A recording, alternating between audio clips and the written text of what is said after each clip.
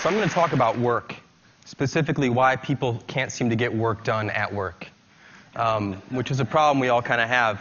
But let's sort of start at the beginning. So we have companies and nonprofits and charities and all these groups that have employees or volunteers of some sort.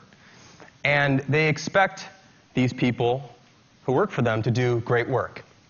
I would hope, at least good work. Let's hopefully, at least it's good work. Hopefully great work. And so what they typically do is they decide that all these people need to come together in one place to do that work.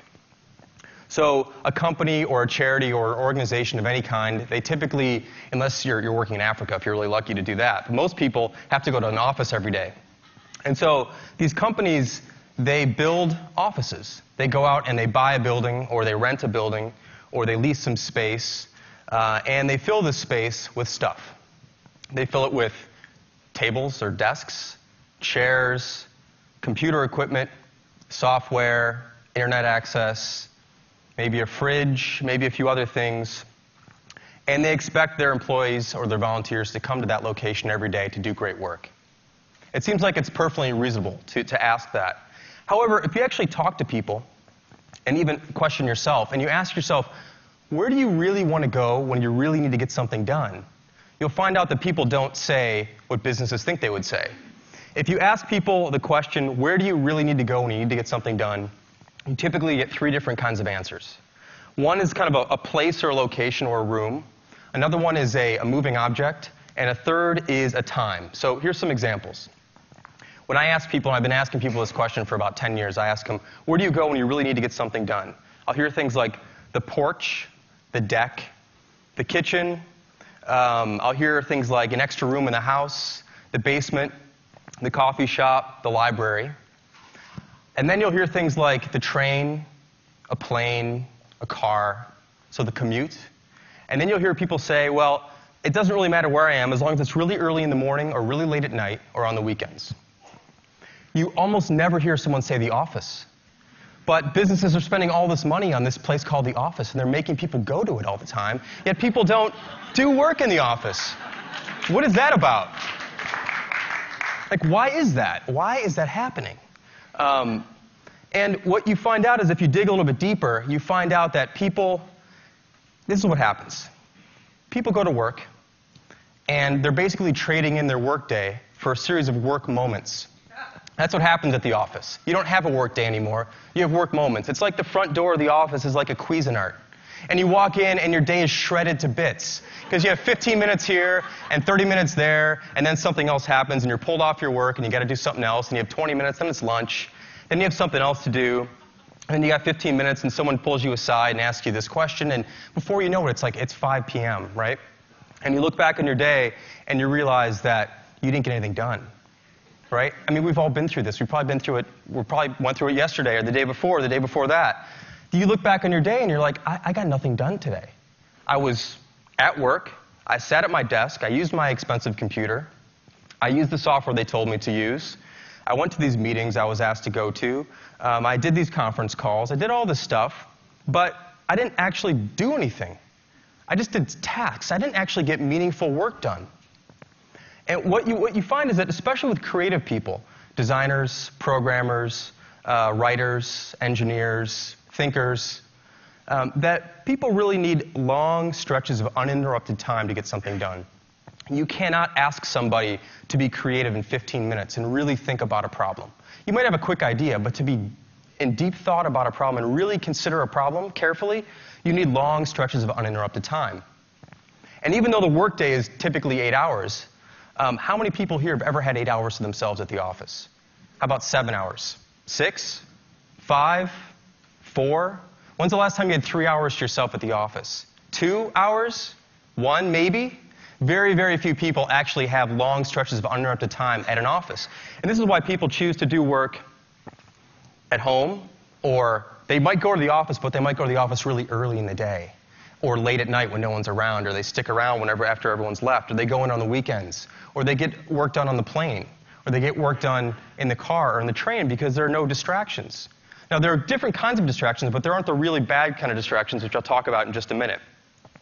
And this sort of whole phenomenon of having short bursts of time to get things done reminds me of another thing that doesn't work when you're interrupted, and that is sleep. I think that sleep and work are very closely related. And it's not just that you can work while you're sleeping and you can sleep while you're working. That's not really what I mean. I'm talking specifically about the fact that sleep and work are phase-based or stage-based events. So sleep is about sleep phases or stages. Some people call them different things. There's 5 of them. And in order to get to the really deep ones, the really meaningful ones, you have to go through the early ones. And if you're interrupted while you're going through the early ones, so if someone bumps you in bed or there's a sound or whatever happens, you don't just pick up where you left off. If you're interrupted and woken up, you have to start again. So you have to go back a few phases and start again. And what ends up happening, sometimes you might have days like this where you wake up at 8 in the morning or 7 in the morning or whenever you get up and you're like, man, I didn't really sleep very well. I did the sleep thing, I went to bed, I laid down, but I didn't really sleep. Because sleep is not, people say you go to sleep, but you really don't go to sleep. You go towards sleep. It just takes a while. You got to go through these phases and stuff. And if you're interrupted, you don't sleep well.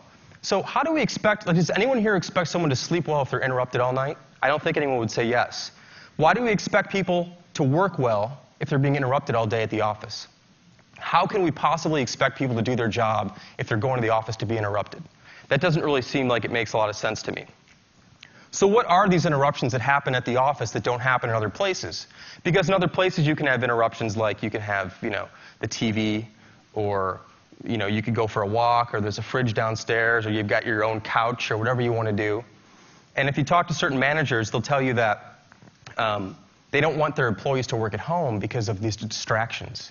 They'll also say that sometimes they'll also say, well, if I can't see the person, how do I know they're working? Which is ridiculous, of course, but that's one of the excuses that managers give. And I'm one of these managers. I understand, I know how this goes. We all have to improve on this sort of thing. But oftentimes they'll cite distractions. I can't let someone work at home. They'll watch TV. They'll do this other thing. It turns out that those aren't the things that are really distracting.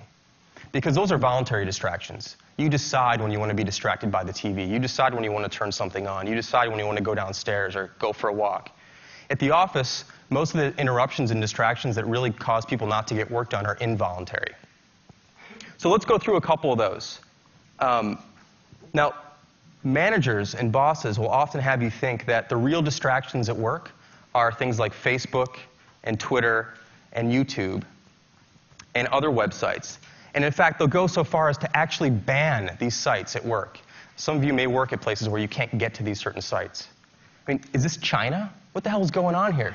You can't go to a website at work, and that's the problem? That's why people aren't getting work done, because they're going to Facebook and they're going to Twitter? That's kind of ridiculous. It's a total decoy. And, today's Facebook and Twitter and YouTube, these things are just modern-day smoke breaks. No one cared about letting people take a smoke break for 15 minutes 10 years ago. So why does everyone care about someone going to Facebook here and there, Twitter here and there, YouTube here and there? Those aren't the real problems in the office. The real problems are what I like to call the M&Ms, the managers and the meetings. Those are the real problems in the modern office today. And this is why things don't get done at work. It's because of the M&Ms. Now, what's interesting is if you listen to all the places that people talk about doing work, like at home or in the car or on a plane or late at night or early in the morning, you don't find managers in meetings. You find a lot of other distractions, but you don't find managers in meetings. So these are the things that you don't find elsewhere, but you do find at the office. And managers are basically people whose job it is to interrupt people. That's pretty much what managers are for. They're for interrupting people. They don't really do the work, so they have to make sure everyone else is doing the work, which is an interruption. And we have a lot of managers in the world now, and there's a lot of people in the world now, and there's a lot of interruptions in the world now because of these managers. They have to check in, hey, how's it going? Show me what's up, this sort of thing. And they keep interrupting you at the wrong time. While you're trying to actually do something that they're paying you to do, they tend to interrupt you. That's kind of bad. But what's even worse is the thing that managers do most of all, which is call meetings. And meetings are just toxic, terrible, poisonous things during the day at work. We all know this to be true, and you would never see a spontaneous meeting called by employees. It doesn't work that way. It's like the manager calls the meeting, so the employees can all come together, and it's an incredibly disruptive thing to do to people, is to say, hey, look, we're going to bring 10 people together right now and have a meeting. I don't care what you're doing. Just you got to stop doing what you're doing so you can have this meeting. I mean, what are the chances that all 10 people are ready to stop? What if they're thinking about something important? What if they're doing important work? All of a sudden, you're telling them they have to stop doing that to do something else. So they go into a meeting room, they get together, and they talk about stuff that doesn't really matter, usually, because meetings aren't work. Meetings are places to go talk about things you're supposed to be doing later. But meetings also procreate. So one meeting tends to lead to another meeting and tends to lead to another meeting. There's often too many people in the meetings, and they're very, very expensive to the organization. Companies often think of a 1-hour meeting as a 1-hour meeting, but that's not true unless there's only one person in that meeting. If there are 10 people in the meeting, it's a 10-hour meeting. It's not a 1-hour meeting. It's 10 hours of productivity taken from the rest of the organization to have this one-hour meeting, which probably should have been handled by 2 or 3 people talking for a few minutes. But instead, there's a long scheduled meeting because meetings are scheduled the way software works, which is in like increments of 15 minutes or 30 minutes or an hour. You don't schedule an 8-hour meeting with Outlook. You can't. I don't even know if you can. You go 15 minutes or 30 minutes or 45 minutes or an hour. And so we tend to fill these times up when things should really go really quickly. So meetings and managers are 2 major problems in businesses today, especially at offices. These things don't exist outside of the office. So I have some suggestions to kind of remedy the situation. What can managers do, enlightened managers, hopefully, what can they do to make the office a better place for people to work? So it's not the last resort, but it's the first resort. It's that people start to say, when I really want to get stuff done, I go to the office. Because the offices are well equipped. Everything should be there for them to do their work, but they don't want to go there right now. So how do we change that? I have 3 suggestions I'll share with you guys. I have about 3 minutes, so that'll fit perfectly. We've all heard of, like, you know, the casual Friday thing. I don't know if people still do that, but how about no talk Thursdays? How about pick just one Thursday once a month and cut that day in half and just say the afternoon. I'll make it really easy for you. So just the afternoon, one Thursday, the first Thursday of the month, just the afternoon. Nobody in the office can talk to each other. Just silence. That's it. And what you'll find is that a tremendous amount of work actually gets done when no one talks to each other. This is when people actually get stuff done, is when no one's bothering them and no one's interrupting them. And you can give someone, like giving someone 4 hours of uninterrupted time is the best gift you can give anybody at work. It's better than a computer. It's better than a new monitor. It's better than new software. Whatever people typically use, giving them 4 hours of quiet time at the office is going to be incredibly valuable. And if you try that, I think you'll find that you agree. And maybe, hopefully, you can do it more often. So maybe it's every other week or every week, once a week. Afternoons, no one can talk to each other. That's something that you'll find will really, really work. Another thing you can try is switching from active communication and collaboration, which is like face-to-face stuff, tapping people on the shoulder, saying hi to them, having meetings, and replace that with more passive models of communication, using things like email and instant messaging or collaboration products, things like that. Now, some people might say email is really distracting, and IM is really distracting, and these other things are really distracting, but they're distracting at a time of your own choice and your own choosing. You can quit the email app. You can't quit your boss. You can quit IM. You can't hide your manager, right? You can put these things away, and then you can be interrupted on your own schedule, at your own time, when you're available, when you're ready to go again, because work, like sleep, happens in phases. So you're going to be kind of going up and doing some work, and then you're going to come down from that work, and then maybe it's time to check that email, check that IM. And there are very, very few things that are that urgent that need to happen and need to be answered right this second. So if you're a manager, start encouraging people to use more things like IM and email and other things that someone else can put away and they can get back to you on their own schedule. And the last suggestion I have is that if you do have a meeting coming up, if you have the power, just cancel it. Just cancel that next meeting. Today's Friday, so Monday, usually people have meetings on Monday, just don't have it.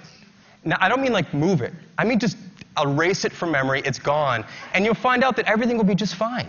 Like all these discussions and decisions you thought you had to make at this one time at 9 a.m. on Monday, just forget about them and things will be just fine. People have a more open morning. They can actually think. And you'll find out that maybe all these things you thought you had to do, you don't actually have to do.